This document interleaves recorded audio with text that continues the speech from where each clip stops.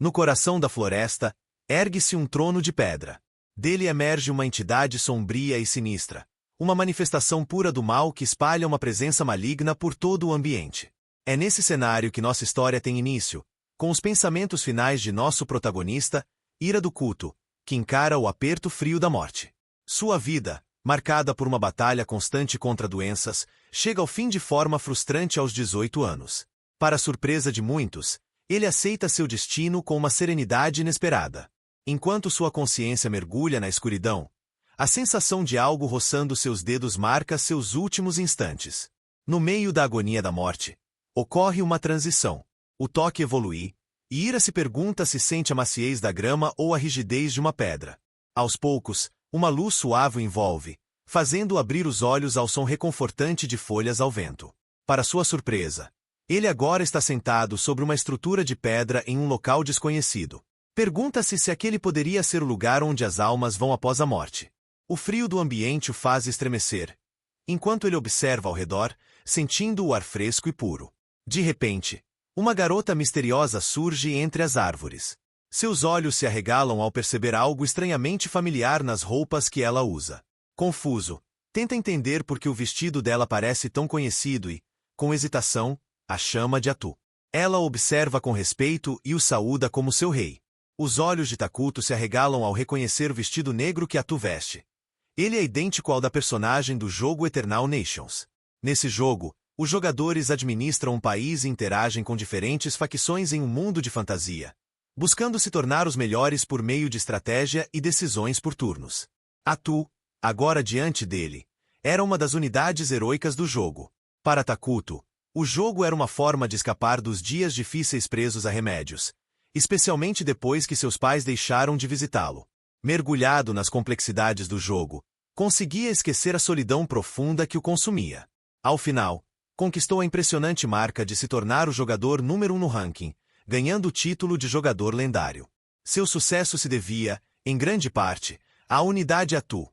Tudo isso antes de sua morte precoce. Mas agora, neste lugar que ele acredita ser o além, Atu está ali, diante dele, deixando-o atônito com sua presença inesperada. Desconcertado, ele se pergunta por que ela estaria ali e o que explicaria sua existência naquele lugar. Atu ri suavemente e o incentiva a se acalmar. Ela elogia seu talento extraordinário, destacando especialmente sua conquista de vencer pela primeira vez na dificuldade pesadelo, jogando com a nação mais difícil, a civilização de Hun-Minogra.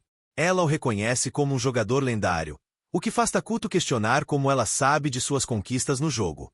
Atu responde com um sorriso radiante, dizendo que se lembra de tudo que Takuto-sama contou a ela, das vezes em que conquistaram o mundo juntos e também das derrotas.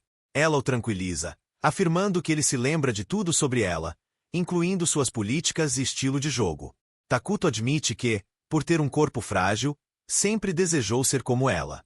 Grato pela conversa, Takuto pergunta se aquele lugar seria o paraíso e se foi ela quem o chamou até ali.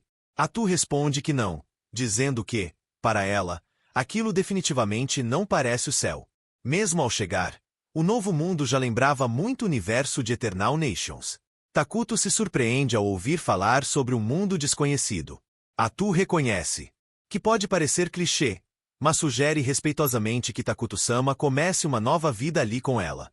Embora chocado com a proposta, ele permanece em silêncio. Atu, então, expressa seu desejo de recomeçar ao lado dele, construindo um reino juntos naquele mundo estranho. Takuto reflete sobre a ideia, considerando as possibilidades com seu novo corpo saudável. Querendo testar sua mobilidade recém-adquirida, propõe que construam um país, um reino só deles dois. Ela aceita prontamente a proposta. Seu nome completo é revelado: Atu, a Lodo, filha ilegítima da lama que arruinou o mundo. Uma mensagem do sistema aparece, anunciando que um novo jogo começou, com Takuto como jogador, liderando a civilização Minogra, alinhada ao mal. No entanto, o nível de dificuldade do jogo ainda é desconhecido. Ambos, Takuto e Atu, sentem um leve constrangimento ao iniciarem oficialmente essa nova aventura, mas concordam que é o melhor caminho. Takuto pergunta a Atu se ela se lembra dos objetivos da nação maligna Minogra: liderar o mundo à destruição. O primeiro passo para isso está claro. Aqueles que conheciam bem o jogo lembram que apenas uma pessoa conseguiu vencer com essa civilização: utilizando um estilo de jogo secreto. A estratégia exigia adotar um estilo de vida recluso. Apesar de Minogra ser oficialmente a nação mais maligna do jogo, sua principal característica era a administração interna, o que lhe dava desvantagem em combates. Era uma civilização extremamente especializada em assuntos domésticos. De repente, uma enorme sombra negra se materializa ao longe, na floresta do continente sombrio, dentro das terras amaldiçoadas. Essa presença ameaçadora surge como um presságio de desastre, despertando questionamentos sobre seu surgimento repentino. Uma figura misteriosa aparece diante da sombra, chamando-a de santidade e anunciando que finalmente chegou a hora. A sombra, por sua vez, chama a figura de cardeal e expressa desejo de tratar de algo importante. Enquanto isso, Takuto e Atu observam espantados o surgimento de um inseto de pernas longas, que eles geraram a partir da unidade de reconhecimento usando mana. Ambos acham a criatura repulsiva. Mesmo sendo familiar com o modelo 3D dela no jogo, vê-la de perto na vida real é impactante. Takuto, sem saber o que fazer de imediato, ordena ao inseto que explore os arredores, pedindo para evitar o contato com outras criaturas, tudo em nome da gloriosa Minogra. Ele dá ao inseto a missão de sobreviver e explorar. O inseto obedece prontamente e parte. Atu inicialmente se sente desconfortável, mas logo entende que a principal função da criatura é seguir ordens de seus comandantes. Takuto consegue até compartilhar parcialmente sua visão com ela. As coisas começam a avançar bem. Atu pergunta quanto de mana ele ainda possui. Ele responde que começou com 200, e após invocar o inseto, restam 100 de mana. Embora Takuto tenha a habilidade de criar qualquer coisa, desde que tenha mana suficiente, o custo da produção emergencial é alto. Por isso, não é prudente gastar energia à toa neste estágio. No entanto, conhecer o ambiente é crucial. Ambos ainda têm um pouco de mana, mas usá-la de forma irresponsável não é uma opção viável. Atu deseja mostrar seu compromisso como miliciana, mas, como unidade heroica, seu poder aumenta com o tempo. No momento, sua força de combate é apenas 3. Enfrentar um inimigo de nível 5 agora seria perigoso. O crescimento gradual de poder é uma das razões pelas quais Minogra é uma civilização difícil de jogar. A dificuldade do planeta já é naturalmente alta. Como sempre foi. O inseto continua explorando a área, fornecendo a Takuto uma visão abrangente do terreno. Logo fica evidente que o território é majoritariamente composto por vastas florestas. Takuto imagina que a floresta seja extensa. Atu comenta que ainda não encontraram ícones de comida nem sinais de inimigos, como animais ou monstros. Florestas normalmente oferecem vantagem de camuflagem, o que é ideal para eles, mas a ausência de fauna parece estranha. Apesar disso, decidem continuar com a exploração por mais um tempo. Atu se sente culpada e triste por não estar sendo muito útil, mas para Takuto, sua simples presença já é suficiente. Ao ouvir isso de seu rei, ela se enche de felicidade. Ele então se pergunta, em silêncio, se aquele jeito doce dela já era parte da sua personalidade desde o início ou se foi algo que se desenvolveu com o tempo. Notando que ele está pensativo, ela pergunta se ele ainda está ouvindo. De repente, Takuto recebe uma comunicação do inseto e compartilha a visão com Atu. Eles descobrem um assentamento de elfos negros, o que confirma que estão mesmo em um mundo de fantasia. Os elfos negros geralmente eram neutros, mas tendiam mais para o lado maligno, o que traz certo alívio. No entanto, Atu observa que também poderiam ser elfos negros legais. Se pertencerem a outra nação, a situação deles pode ficar complicada. Estar tão perto de outro país tão cedo pode acarretar consequências desfavoráveis. Decidem investigar mais sobre esses elfos antes de tomar qualquer atitude. Mas o destino toma um rumo inesperado. Enquanto observam os arredores, seus olhos se arregalam em choque e confusão. Para seu desespero, alguns elfos negros os avistaram. A cena muda para a árdua jornada dos elfos pela floresta vasta e selvagem.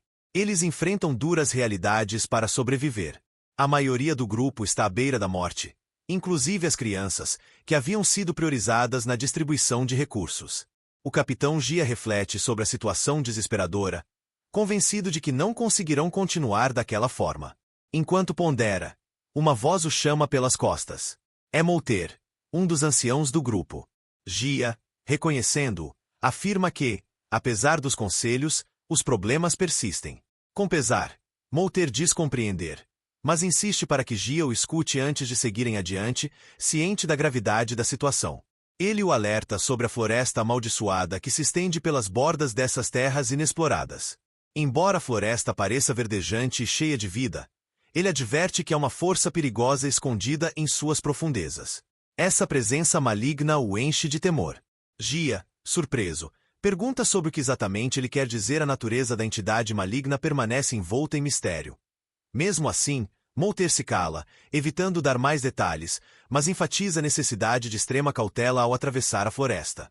Apesar do alerta sombrio, a situação desesperadora de seu povo faminto obriga Gia a tomar uma decisão difícil.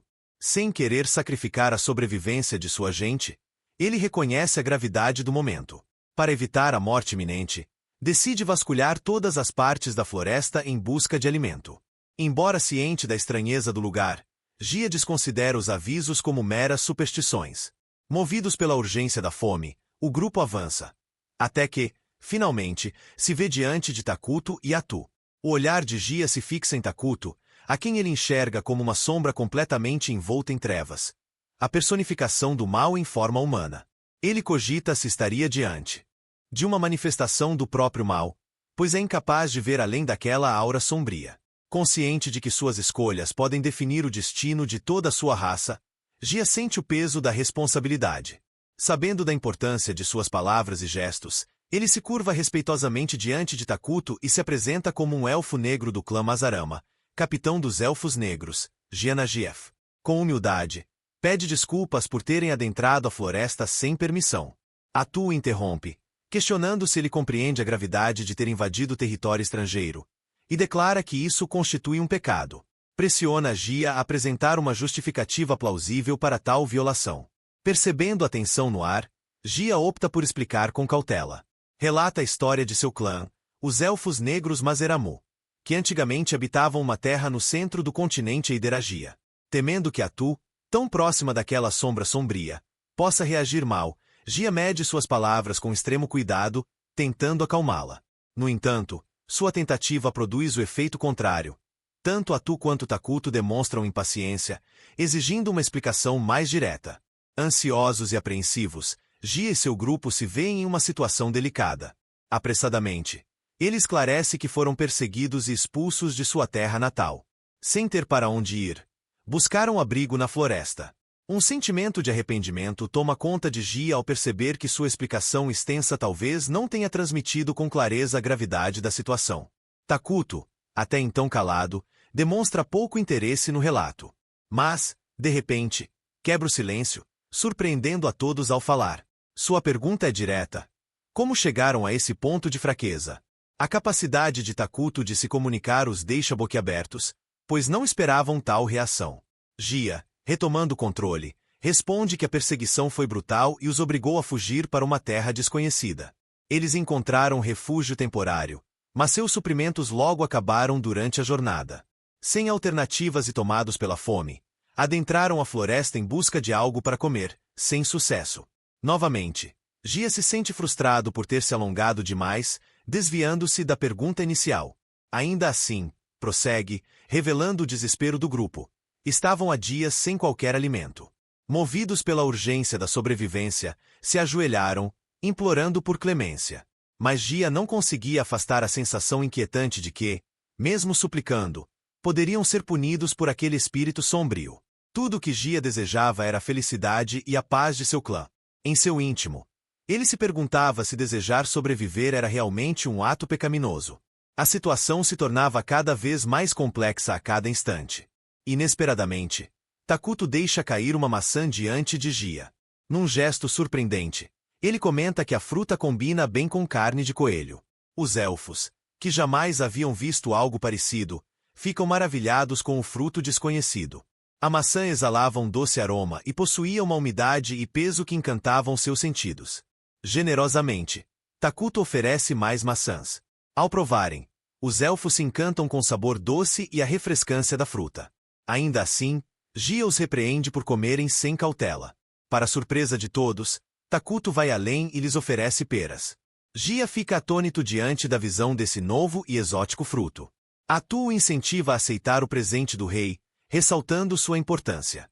Enquanto os demais elfos devoram as frutas com entusiasmo, Gia, mesmo fraco pela fome, ainda conseguia se mover e, de forma altruísta, implora para que Takuto destine os frutos às crianças famintas.